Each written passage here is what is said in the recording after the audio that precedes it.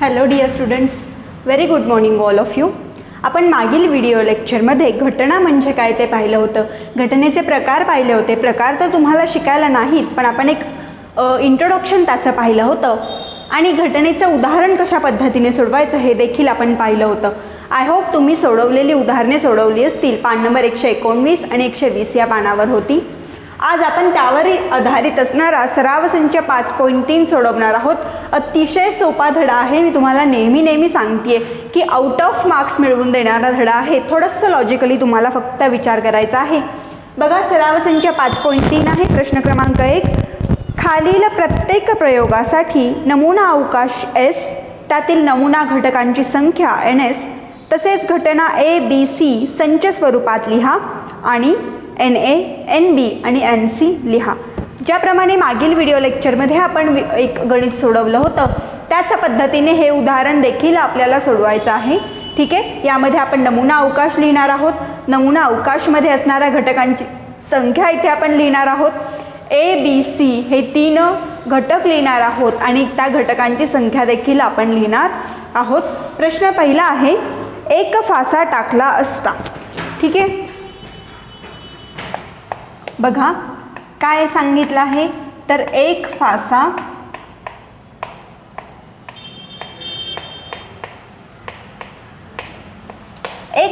टाकला तर आपण नमुना अवकाश S काय लिहिणार, तर बघा 1, 2, 3, 4, 5 आणि 6.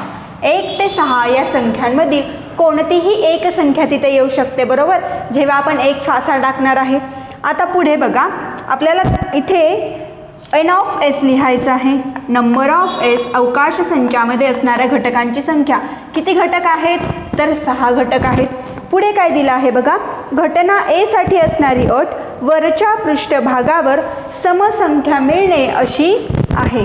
आता घटना A साठी बघूया काय आहे, तर पृष्ठभागावर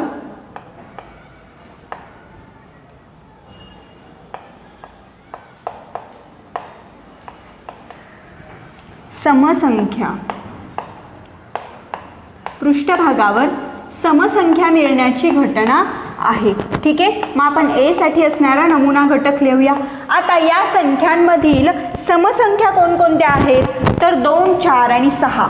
मग समसंख्या मिळण्याची घटना काय असू शकते, त्या घटनेचे घटक काय असू शकतात, तर 2, 4 आणि 6.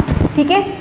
2 असू शकतो, 4 असू शकतं किंवा 6 असू शकतं. पृष्ठभागावर समसंख्या यायला हवी. मग समसंख्या कोणत्या आहेत, 2, 4 आणि 6 आहेत. मग 2 असू शकते, 4 असू शकते किंवा 6 असू शकते. ठीक आहे. ही झाली घटना A. आता घटना A मध्ये असणारे घटक आपण कसे लिहिणार, N ऑफ A बरोबर किती घटक आहेत, तर 3. ठीक आहे. हे झालं घटना A साठी. आता पुढील घटनेसाठी आपण लिहूया.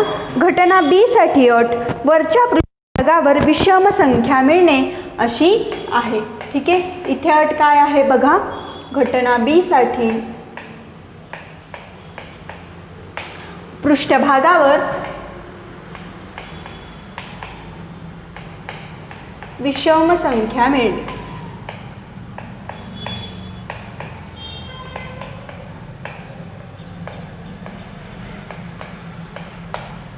ठीक आहे. पृष्ठभागावर काय मिळणार, तर विषम संख्या मिळणार.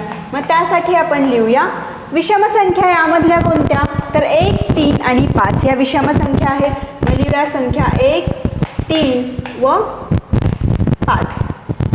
मग रपी कंस पूर्ण करूया. आता B या घटनेमध्ये असणारे घटक किती आहेत, तर 3 आहेत. बघा लक्षात घ्या, घटना B काय आहे की पृष्ठभागावर विषम संख्या मिळायला हवी. आता विषम संख्या कोणकोणती आहे ह्या 6 मध्ये, तर 1, 3 आणि 5 या विषम संख्या आहेत. मग आता एक विषम संख्या मिळायला हवी. मग ती काय असू शकते, 1 तरी असेल किंवा 2 असेल किंवा 5 असेल. अशा 3 इथे आपण शक्यता वर्तवतोय. म्हणजे 3 आपण इथे काय म्हणतोय, तर इथे आपण लिहितोय की नमुना अवकाश आणि इथे असणाऱ्या घटकांची संख्या. ठीक आहे. आता हे झालं घटना B साठी. घटना C साठी लिहूया.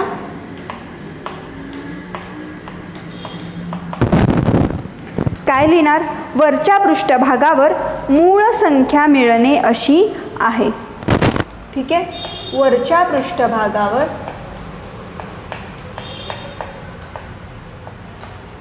मूळ संख्या मिळणे. इयत्ता 10वीचे विद्यार्थी आहात, आता मूळ संख्या, विषम संख्या, समसंख्या हा भाग डिस्कस करायला नको. बघा मग आपण काय लिहिणार, घटना सी मध्ये महिरपी कंसात असणारे घटक असतील. मूळ संख्या कोणत्या, 1 ते 6 मधील त्या संख्या आपण लिहिणार आहोत. 1 ते 6 मध्ये असणाऱ्या मूळ संख्या आहेत 2, 3 आणि 5. ठीक आहे, मग आता सी मध्ये असणारे घटक किती, तर आपण सी मध्ये असणारे घटक लिहिणार आहोत एन ऑफ सी बरोबर 3. ठीक आहे, अशा पद्धतीने पहिला प्रश्न आपण लिहिला. बघा एक फासा टाकला, त्यासाठी असणारा अवकाश नमुना अवकाश आहे 1 2 3 4 5 6. घटक किती आहेत, 6 आहेत, म्हणून एन ऑफ एस बरोबर 6. घटना ए आहे की वरील पृष्ठभागावर समसंख्या यायला हव्यात, म्हणून ए साठी आपण समसंख्या लिहिल्या. यामध्ये असणाऱ्या समसंख्या कोणत्या, 2 4 आणि 6, म्हणून ए साठी आपण घटना ए साठी आपण नमुना अवकाश लिहिला 2 4 6. घटकांची संख्या आहे 3. आता इथे घटना बी साठी काय आहे, तर वरील पृष्ठभागावर विषम संख्या असायला हवी. घटना बी साठी विषम संख्या कोणती आहे, यामध्ये 1 3 आणि 5. ठीक आहे, म्हणून घटना बी आपण लिहिली 1 3 आणि 5. किती घटक आहेत एकूण या घटनेमध्ये, तर 3 आहेत, म्हणून एन ऑफ बी बरोबर 3. आता घटना सी साठी काय सांगितलं आहे, तर वरील पृष्ठभागावर मूळ संख्या असायला हव्यात. आता सी बरोबर आपण 1 ते 6 मधील मूळ संख्या लिहूया, 2 3 आणि 5. किती घटक आहेत, 3 आहेत, म्हणून एन ऑफ सी बरोबर 3. अशा पद्धतीने पहिला प्रश्न आपण इथे सोडवला आहे. खूप सोपा आहे, काहीच यात नथिंग इज डिफिकल्ट. सो प्रश्न लिहून घ्या. आपण दुसऱ्या प्रश्नाकडे वळूया.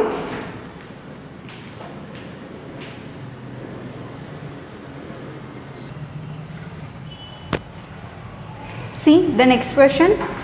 प्रश्न क्रमांक 2 आहे. 2 फासे एकाच वेळी टाकले असता घटना ए बी सी साठी आपल्याला नमुना अवकाश लिहायचा आहे. बघा 2 फासे एकाच वेळी टाकणे.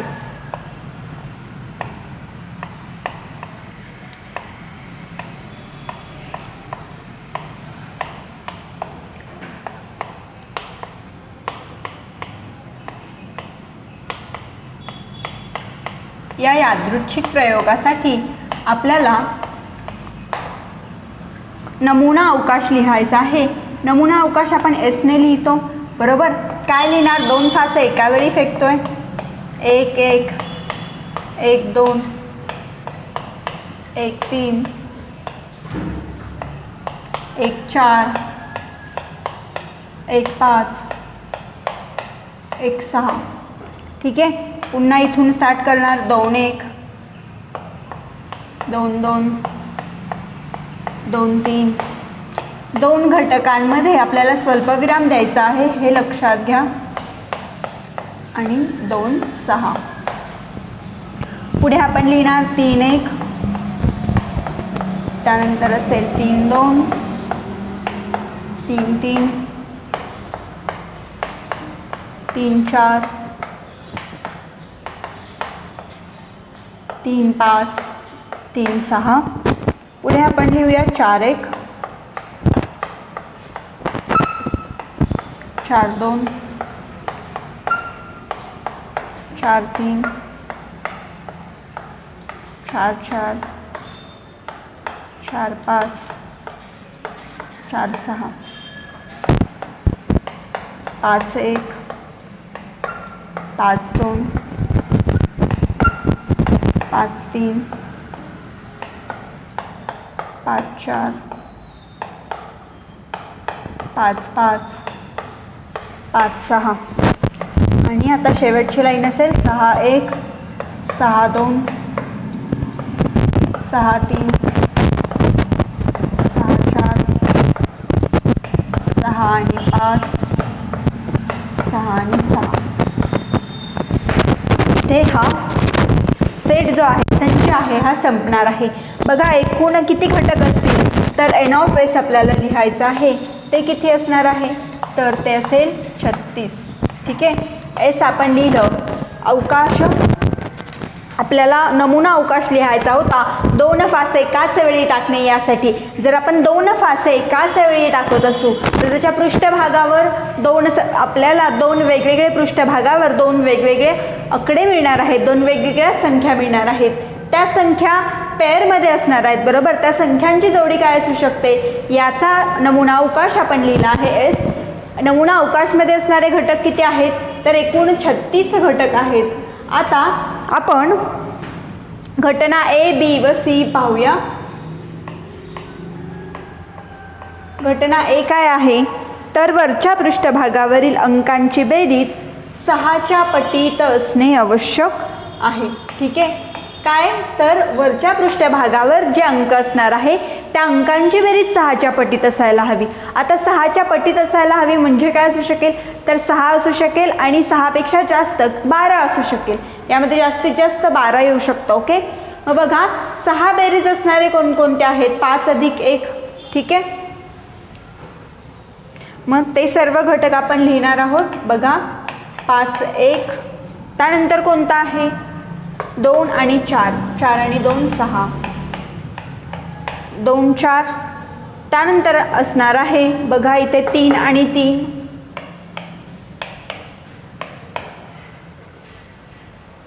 त्यानंतरचा असणारा घटक असेल 5 आणि 1, 4 आणि 2,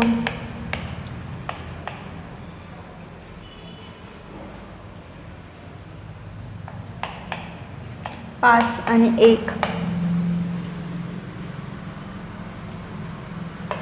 आणि शेवटचा घटक असेल 6 आणि 6. बघा 6ने ज्यांना भाग जाईल निशेष किंवा आपल्याला काय सांगितलं आहे की 6ची बेरीज 6च्या पटीत असणे आवश्यक आहे. बघा इथे काय आहे 5 आणि 1 6, 6ला 6च्या पटीत आहे ती बेरीज. पुढे बघा इथे आहे 4 आणि 2 6, ती बेरीज देखील 6च्या पटीत आहे. इथे तुम्ही पाहू शकता 3 आणि 3 6, ती बेरीज देखील 6च्या पटीत आहे. इथे असणारे बघा इथे 4 आणि 2, 4 अधिक 2 6, ती बेरीज देखील 6च्या पटीत आहे. 5 अधिक 1 6, ती देखील बेरीज 6च्या पटीत आहे. आणि 6 अधिक 6 12, 6 गुणिले 2 12, त्यामुळे ही बेरीज देखील 6च्या पटीत आहे. त्यामुळे घटना ए साठी आपण नमुना अवकाश काय लिहिणार आहोत तर 1 5 2 4 3 3 4 2 5 1 आणि 6 6. एन ऑफ ए घटक ए मध्ये असणाऱ्या घटकांची संख्या किती तर 3 आणि 3 6, एकूण 6 घटक इथे दिले आहेत. आता घटना बी साठी आपण पाहूया. घटना बी काय दिली आहे पहा पुस्तकामध्ये. घटना बी साठी असणारी अट आहे वरच्या पृष्ठभागावरील अंकांची बेरीज कमीत कमी 10 असणे आवश्यक आहे. ठीक आहे. आता इथे आपण म्हणत होतो की वरच्या पृष्ठभागावर अंकांची बेरीज किती असायला हवी तर 6, 6च्या पटीत. आता इथे बेरीज कमी 10 असायला हवी. ठीक आहे. इथे कुठे पहिल्याच्यात बेरीज 10 येते का नाही. मग कमीत कमी 10 असायला हवी म्हणजे 10पेक्षा लहान आपण 4 आणि 6. ठीक आहे. बघा इथे येईल, इथून येईल 4 आणि 6 10, इथे 5 आणि 5 10,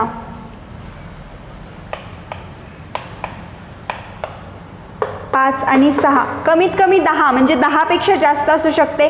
इथे 5 अधिक 6 11, 10पेक्षा आपल्याला जास्त हवी आहे, कमीत कमी 10 म्हणतायत.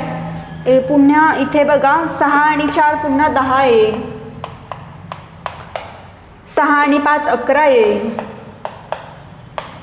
आणि पुन्हा असणारा घटक असेल 6 आणि 6. महिरपी कंस पूर्ण करा. इथे असणारे एकूण घटक किती एन ऑफ बी. घटना बी मध्ये असणाऱ्या घटकांची संख्या देखील 6 इतकी असणार आहे. बघा 4 6, 4 आणि 6 10, 5 5 10, 6 5 11, 6 4 10, 6 5 11 आणि 6 6 12. हे सर्व घटकांची बेरीज 10पेक्षा जास्त येते म्हणून ते घटक आपण घटना बी मध्ये लिहिले आहेत. घटना बी मध्ये असणाऱ्या एकूण घटकांची संख्या 6 इतकी आहे. हे झालं घटना बी साठी. आता घटना सी साठी आपण पाहूया. बघा घटना सी साठी काय सांगितलं आहे.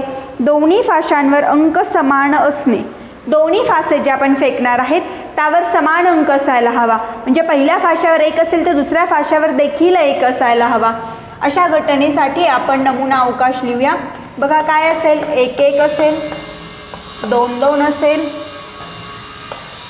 3 3 असू शकतो, दोन्ही फाशांवर 4 किंवा 4 येऊ शकतात, दोन्ही फाशांवर 5 किंवा 5 येऊ शकतात, दोन्ही फाशांवर 6 किंवा 6 येऊ शकतात. बघा एकूण किती आहे, एन ऑफ सी बरोबर 6. ठीक आहे. ए बी आणि सी या तीनही घटनांमध्ये एकूण 6 6 घटक आहेत. घटनांचे जो नमुना अवकाश आहे तो फळ्यावर लिहिला आहे. 2 फासे टाकण्यासाठी असणारा एस नमुना अवकाश फळ्यावर लिहिला आहे. त्यावर मध्ये असणारे एकूण घटकांची संख्या ही 36 इतकी आहे. हा आहे प्रश्न क्रमांक 2. व्यवस्थित वहीमध्ये लिहून घ्या. आपण पुढील प्रश्न सोडवूया.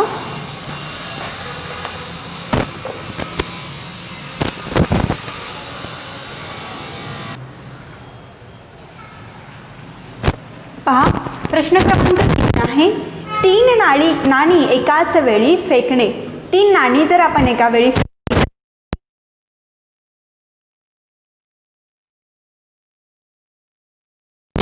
3 नाणी एकाच वेळी फेकणे यासाठी आपल्याला नमुना अवकाश सॅम्पल स्पेस लिहायचा आहे.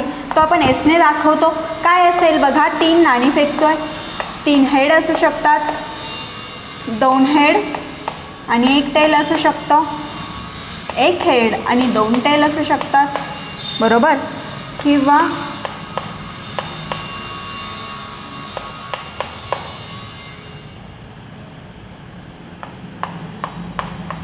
TTH असू शकतं, THH आणि TTT बरोबर.